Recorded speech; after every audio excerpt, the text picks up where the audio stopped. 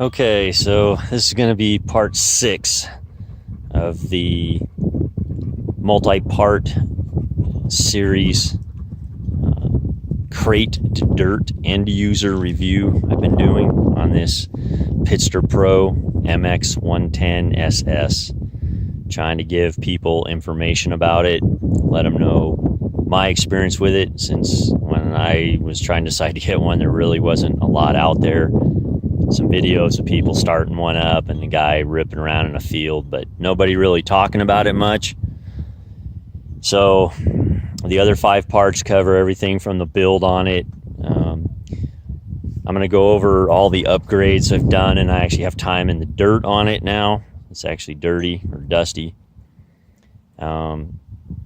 Basically, we put, for a little kid, I don't know, the stock bars are okay, but obviously for the bigger people, the Pro Taper's pretty much mandatory on this thing. They're the same height, basically, but wider, I think about 4 inches.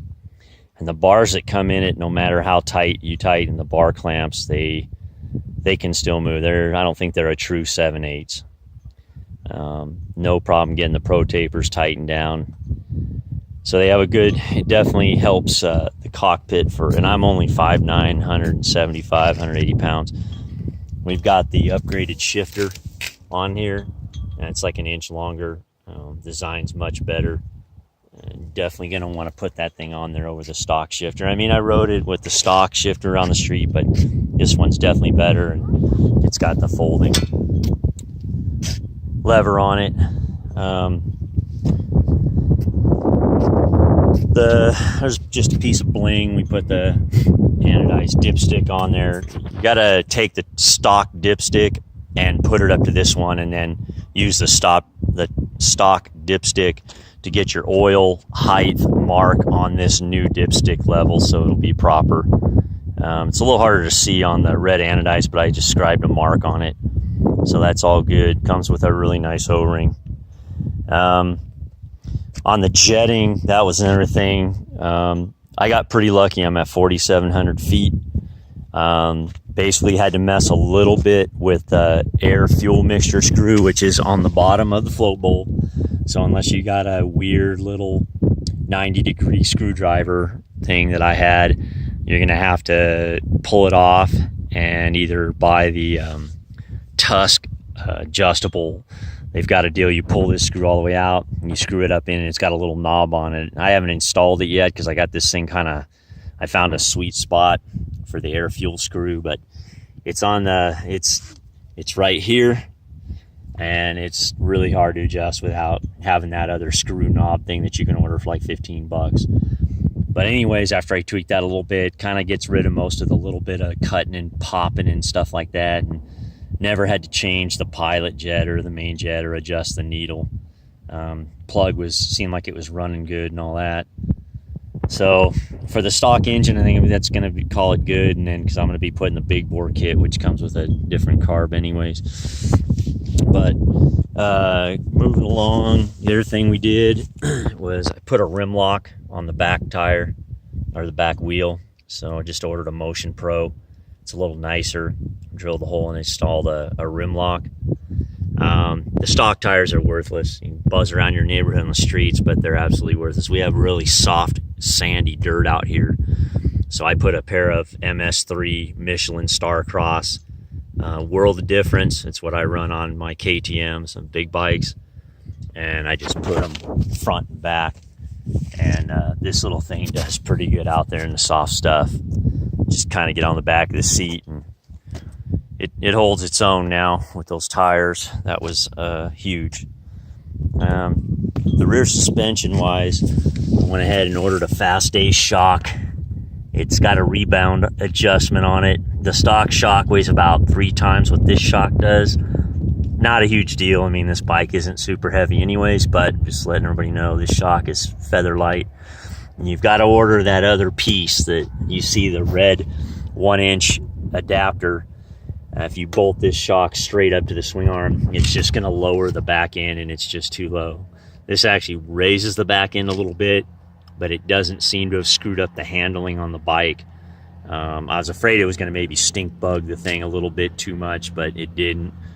It might look like it, But anyways, the shock, you can't see the piggyback, it's the piggyback reservoir fast ace, 260 millimeter. And the piggyback does fit no problem under the seat. So you need that extender. I think it was like 20 bucks. And then you've got to mount the shock, the knob to the side so you can get to it. And I think it works pretty good. I had to just adjust the preload on the spring a little bit when I got it. No big deal.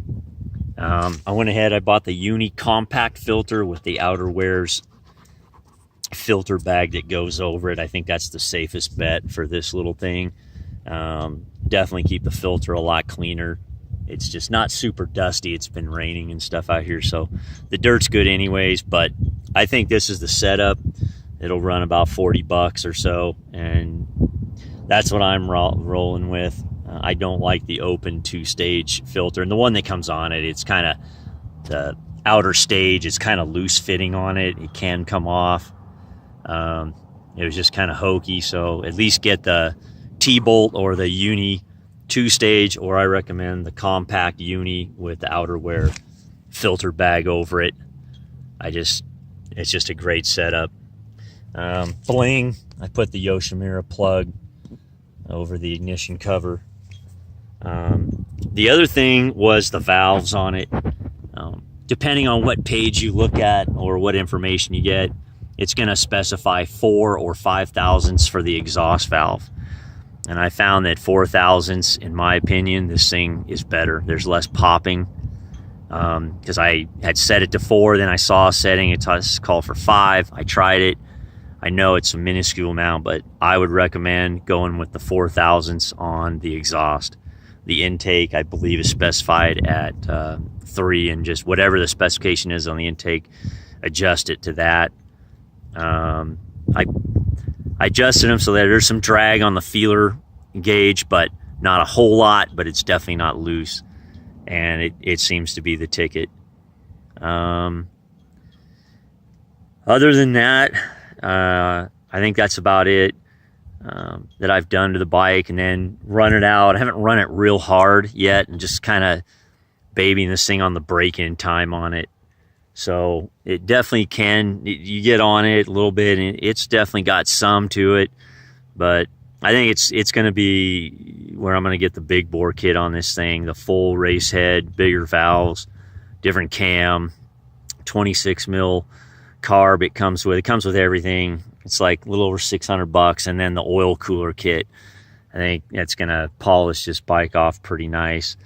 One issue I'm going to have to talk to Pitster about, the front wheel seems to rub on the inside caliper pad. I've tried to shim this caliper a little bit. It's a sliding caliper. For whatever reason, I don't know, the manufacturing or whatever, it just runs on the inside pad, and it's not really, the caliper's not, when you release, it's not sliding, and the front wheel's not real free spinning. There's drag on that inside pad, and really shouldn't be that way. So I'm going to talk to them about it and maybe try a different caliper and see if that makes a difference. Again, I've messed around shimming a little bit, got it to as good as I can get this thing, because before I'd felt it on and I don't think the pads are all that great. I'm going to get some aftermarket pads. I kind of, when I was getting on the front brake, it was just kind of grabbing, and when I spin the wheel, it was kind of just going backwards. It was free, but going forward, it was kind of sticking and binding. Just kind of a funky deal. So I'll talk to Pitster about that. I might see if there's some other little bit taller forks for this thing. I've got Pitster seeing if they can drum up some billet triple clamps for this thing for me, and just kind of gonna do a full project on this thing and see what we can do with it. But basically, it's a stock motor and carb once you get your adjustments dialed in. And the sock isn't mandatory by any reason. I just wanted some rebound damping and mess around with some upgrades. I put the T-bolt, barely see it up there. I put the T-bolt CDI unit on it. Honestly, I really can't tell any difference. It claims throttle response and this and that. And I don't know. It's 35 bucks. I just personally, I didn't notice anything out of it, so not a real big advocate of that thing. Maybe with the big bore kit it makes a difference. I'll probably never know because I'm not going to put the stock CDI back. And maybe sometime if I have some time, I'll put it on with the big bore and see if there's a difference. But other than that, yeah, it's the cockpit's a lot nicer with the Pro tapers and that longer shifter. And it's got a nice little feel to it. It handles well. The pegs are actually nice. They're nice and wide. They're not sharp, but I haven't had a problem. My foot's slipping at all. Electric start's awesome. Thing starts right up every time. It's definitely not a cold runner. You definitely got to warm this thing up before you can basically get the choke all the way off and have good, decent throttle response and whatnot. So always give yourself a good 5 or more minutes warm this thing up is what I've found on mine. And other than that, I'd recommend it for the price. I mean, I don't know what I've got into it so far, but it's definitely sunk a few more hundred into it. The bars aren't cheap. They're like 70 bucks, and the shock was like 125 plus that extender piece and the shifter and then the filter assembly of that bag. So, you know, you start getting some money in these things, but it definitely makes a big difference on it. And I say for the dirt, definitely the stock tires are worthless. Just if you're in soft dirt, I recommend these Michelin Starcross. They're awesome tires. And I know my big bikes, the front tires, they stick like glue. So anyways, that's it. That's part 6, and the next part will be probably when we get the big bore kit and the oil cooler on this thing and get some time on it. And we'll update with the series on that